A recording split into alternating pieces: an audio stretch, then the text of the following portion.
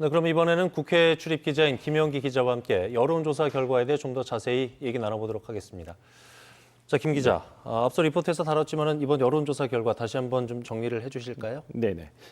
보셨겠지만은 도내 전체 8개 선거구 가운데 더불어민주당이 5곳에서 이제 앞서고 있고요. 그다음에 미래통합당이 2곳, 무소속이 1곳에서 좀 이기고 있습니다.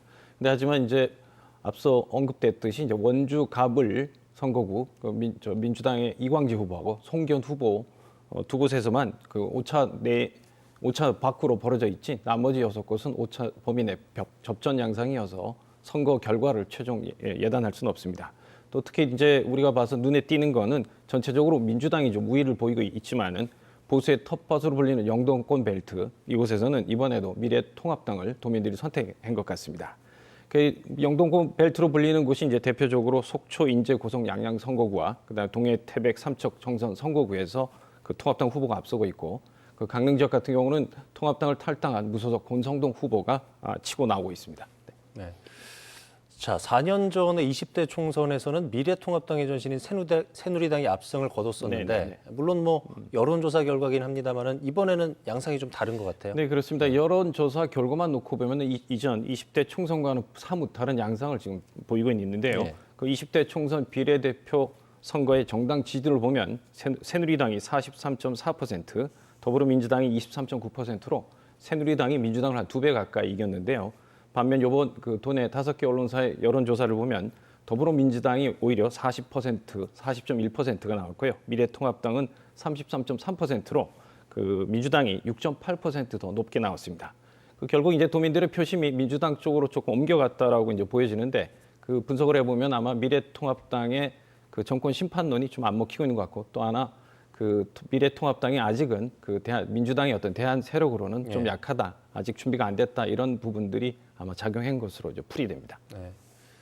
강릉 선거구의 경우에는 이전 여론조사하고는 좀 다르게 권성동 무소속 후보가 1위로 좀 치고 올라온 모양새예요. 네네 그렇습니다. 아주 그 박빙의 승부긴 한데요. 예. 저희가 지난달 말 저희 방송사가 실시한 단독 여론조사에서는 더불어민주당 김경수 후보가 1위였고 권성동 후보가 2위였습니다. 근데 이번 조사에서는 두 후보의 순위가 이제 바뀐 겁니다. 아까 얘기했듯이 그 오차 범위 내이긴 하죠.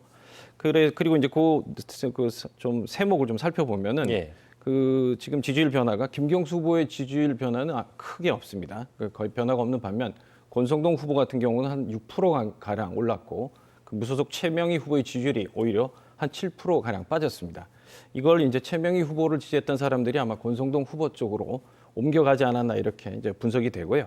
근데 이 두 분도 두 분이지만 이제 가장 다급해진 것은 이번 조사에서 지지율이 소폭 오르긴 했지만 미래통합당 홍윤식 후보가 아닐까 싶습니다. 선거가 진짜 일주일 앞밖에 안 남았는데 뭔가 마지막 승부수를 좀 띄워야 할 텐데 아마 최명희 후보에게 그 단일화를 제안하지 않을까 이렇게 싶습니다. 그 최명희 후보 또한도 보셨듯이 이제 지지율이 좀 빠지고 있어가지고 이대로 선거를 치러봤자 실익이 없다는 판단하에 단일화 제안에 뭔가 좀 적극적으로 적응하지 않을까 이렇게 분석이 됩니다. 아무튼 이제 강릉 선거는 갈수록 재밌는 양상으로 전개될 공산이 큽니다. 네. 끝까지 좀 지켜봐야 될 것 같네요. 그렇겠죠. 네. 선거가 이제 일주일 앞으로 다가왔는데 강원도 선거판 마지막 변수 어떤 게 있다고 보시는지요? 그 변수가 뭐 여러 가지일 수 있는데 이제 전국 변수가 이제 가장 크다고 봐야 되는데 코로나 알고 있죠. 그리고 코로나 확산세가 좀 진정될 것인지 그리고 지금 코로나 사태에 대한 대응, 정부 대응이 호평을 받고 있는데 이 평가가 계속 이어질지도 아마 중요한 변수 중에 하나가 될 것 같고요. 선거에 늘 나오는 게 이제 막판에 부동층의 이제 변수인데요. 그 이번 그 선거는 아까 리포트에 보셨듯이 진영 대결 양상으로 가서 그 부동층이 10% 안팎으로 많지는 않습니다.